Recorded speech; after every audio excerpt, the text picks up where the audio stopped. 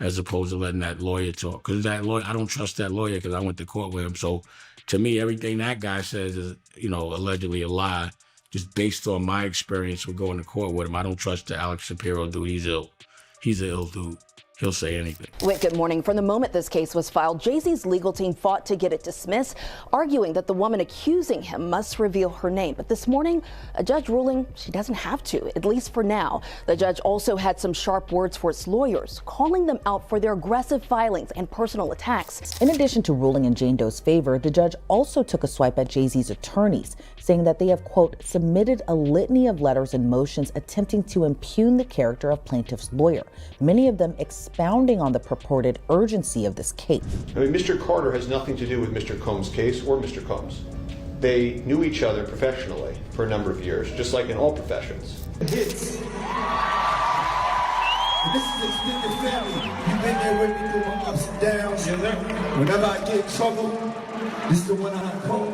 Dame Dash is back spilling tea, and this time he's coming for Jay-Z's lawyer, Alex Spiro, and claiming that Spiro is not just playing dirty, but he's straight up setting Jay up. But that's not all. Alex Spiro just got reprimanded by a judge for trying to finesse the justice system in the case involving Jay-Z and one of Diddy's accusers, who claims she was just 13 when Jay and Diddy graped her. The judge slammed Spiro for filing combative missions, and she also ruled that Jay-Z's accuser can stay anonymous for now. And let's talk about the comment Alex made about Jay-Z and Diddy supposedly not being friends. Fans quickly dug up years of receipts, videos, interviews, and even Diddy calling Jay his extended family. So why would Alex make such a bold claim when it's clearly not true? It's almost like he's doing everything to make Jay-Z look even more guilty. There is so much to unpack here, y'all. Dame's allegations, Alex Spiro's questionable moves, and what it all means for Jay-Z. Could this be a bigger conspiracy, or is Dame just stirring the pot? Let's get into it. Transparency.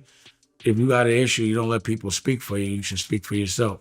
Let people ask you questions and, go from there. That's what I would do. So you don't think it was a good idea for his lawyer to speak for him? Mm-hmm.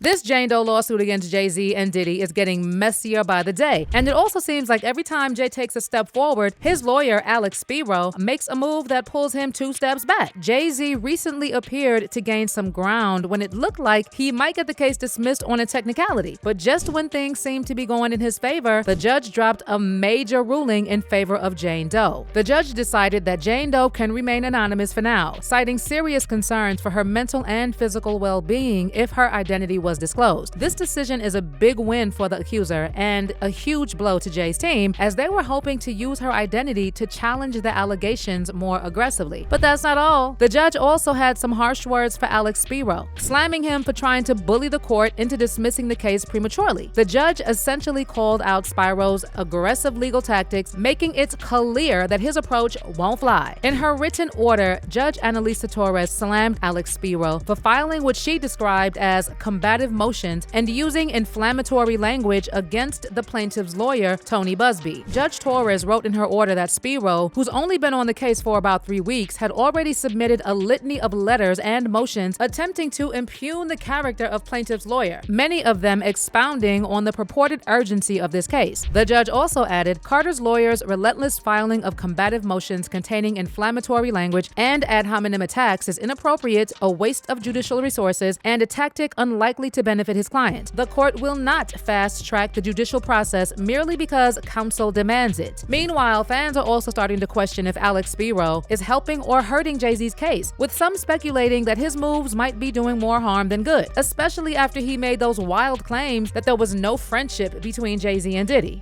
I mean, Mr. Carter has nothing to do with Mr. Combs' case or Mr. Combs.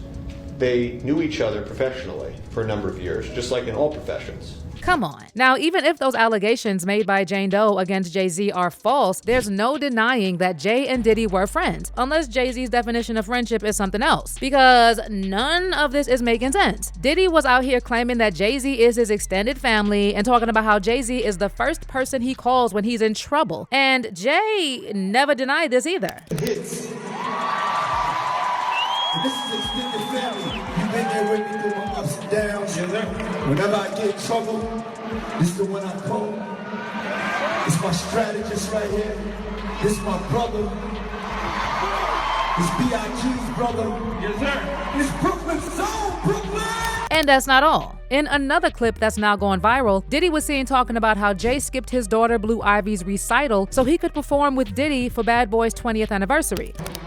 Your homie was doing a lot of things, man. Most importantly, you know, he had a recital that he has to be at the Florida. But I reached out to him, and I told him that this right here was important.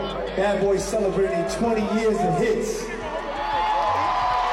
And this is extended family. But now Alex Spiro is claiming that there was no friendship between Jay and Diddy. Make it make sense. And let's not forget that carpool karaoke episode when Diddy told James Corden that Jay-Z is the only person, aside from his mama, who's allowed to call him by his real name, Sean. Now it seems Jay-Z's team already reached out to James Corden because Corden removed this episode from the official Carpool Karaoke YouTube channel. But the internet detectives stay undefeated. There's only one person. Oh, go on. And I call him Sean. That's Jay-Z. We call each other Sean. Okay. Yeah. Nobody else could call me Sean. He's the only person who's Sean approved. There's not a single person that outside of family. That should be outside of my mother. Okay, just they should be calling me. Yeah, they should be calling me Sean.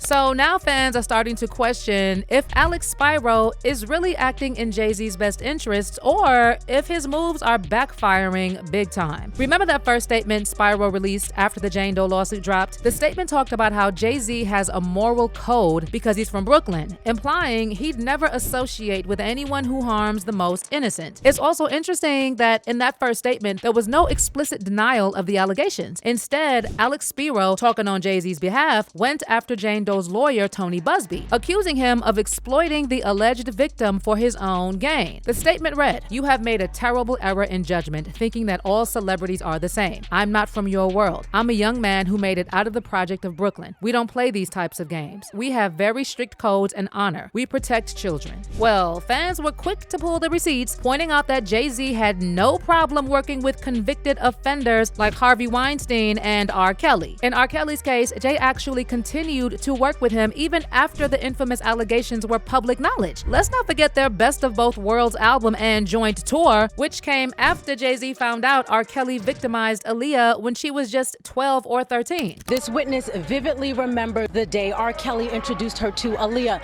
It was Aaliyah's 12th birthday, and R. Kelly was convinced that Aaliyah would be a star. The witness learned more about R. Kelly and Aaliyah's relationship after walking in on them in the back of a tour bus. A former backup dancer testified she was on tour with R. Kelly in the early 90s and Aaliyah traveled with them. The dancer said on the back of a tour bus she saw, quote, Robert and Aaliyah in a situation, saying Kelly appeared to be performing oral sex on Aaliyah. At the time, Aaliyah would have been around 13 years old. So where was that strict code of honor from Jay-Z's statement back when R. Kelly was doing these disgusting things? According to multiple insiders, including Dame Dash, Jay-Z knew what R. Kelly was doing to Aaliyah, and yet he still wanted to do that joint album and go on tour with him. Back in 2019, Dame sat for an interview with the hip-hop motivator, and he talked about that moment when he realized something was morally wrong with Jay-Z because he couldn't understand why Jay wanted to work with R. Kelly even after he found out he graped young Aaliyah. But it just was so much hurt for her to revisit it. It was like, I wouldn't even want to revisit it without a professional. Whatever got done was terrible. So to be honest, like, if you remember the Best of Both Worlds, you don't see my name on that. You know what I mean? And your name is not on either album. Hell no, I never wanted no parts of that. So when Holmes was doing that, I was like, bro, you know our homie violated, and he violated my girl. He violated a friend of yours. I know I'm not fucking. And because of the moral challenge and him choosing one way, I knew morally we weren't the same. But Jay wasn't too happy about Dame bringing up his ties to R. Kelly, especially since his PR team reportedly worked overtime to distance him from that connection after Kelly was sent to prison. I mean, Jay even reportedly helped finance the Surviving R. Kelly documentary, although he declined to appear in it and talk about the allegations against his former friend. Now, by that point, most people had forgotten all about the Best of Both Worlds. So after Dame Dash started bringing up the whole Jay-Z / R. Kelly / Aaliyah Aaliyah situation in interviews, Jay decided to retaliate, and he hit Dame Dash with a lawsuit in 2021, accusing him of trying to sell Reasonable Doubt as an NFT. And who did Jay call on to handle the legal battle? You guessed it, Alex Spiro. That's when Dame filed new court documents trying to disqualify Rockefeller's legal counsel, Alex Spiro, who is also Jay-Z's personal lawyer, over a conflict of interest. Dash claimed in court documents that since Alex Spiro is representing Jay-Z in shareholder governance hearings for Rockefeller, his participation as Rockefeller's legal counsel is a conflict of interest. Dame wrote in his filing, if anyone is getting desperate or frantically making moves to try and get the interests at issue, it is Jay-Z, and it is he who should be stopped by this court from unlawfully using the personal counsel to file lawsuits in the name of Rockefeller. So yeah, Dame definitely got a personal beef with Alex Spiro. So it's not surprising that he's now calling him out again and questioning his recent moves in the Jane Doe lawsuit against Jay-Z. During his recent appearance on The Art of Dialogue, Dame called Spiro a liar and suggested that everything he's done so far with the Jane Doe lawsuit has damaged Jay-Z's reputation even more and has gotten people to go after Jay in a way that hasn't happened before. Right now, his silence is the worst thing for him. If he is innocent, he needs to let people ask him questions, and he needs to be able to say his side of the story, as opposed to letting that lawyer talk. Because that lawyer, I don't trust that lawyer because I went to court with him. So to me, everything that guy says is, allegedly a lie, just based on my experience with going to court with him. I don't trust the Alex Spiro dude. He's ill. He's an ill dude. He'll say anything. It's like he crazy. You know what I'm saying? Dame then recalled his own past experience dealing with Alex Spiro. And he said that if he was in Jay-Z's place right now, he wouldn't let Spiro speak on his behalf, especially after Spiro made those comments about how Jay was never friends with Diddy. So I wouldn't have him talking for me. If he wants, I'm not going to sit there and say nothing bad or good or defend or anything, because it'll all play itself out. I just think it's kind of ill that they're on his head like that, and if he's, he should probably come out and say something. It's hard. Like I don't think I would have said that he didn't know Puff at all or wasn't his friend. I thought that was a little extreme. I thought that was the wrong choice of words.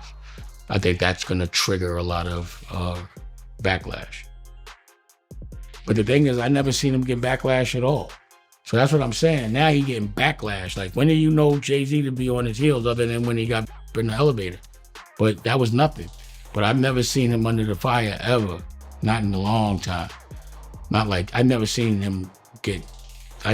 people on his head like that before. White man speaking for another black man doesn't add up. It just doesn't work like that. Like, he doesn't know what to say on Jay's behalf. Jay would have to say that. So if he instructed him to say that, like, you don't even know if Jay told him to say that. He could have got off the stage and they was like, why'd you say that?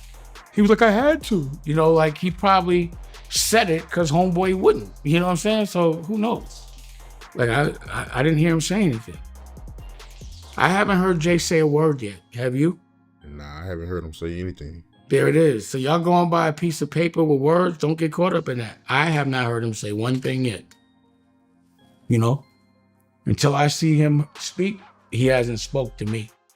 Now, as for fans, it seems they're split when it comes to Dame's comments. On one side, some folks believe Dame is just bitter and stuck in his past beefs with Jay-Z and Alex Spiro, and using this as an opportunity to air out old grievances. However, many others are saying Dame might have a point, because let's be real, Alex Spiro's handling of this Jane Doe lawsuit has been raising eyebrows. From questionable statements to the judge openly criticizing his tactics, fans can't ignore that Spiro's moves seem to be doing more harm than good for Jay-Z. And on top of that, Dame isn't wrong in pointing out that this is the first time in a long time that Jay-Z is facing this level of public scrutiny. But what's your take on Dame's comments on Alex Spiro? Do you think Spiro's approach is helping or hurting Jay's cause? Let me hear your thoughts in the comments, and also don't forget to check out this next video.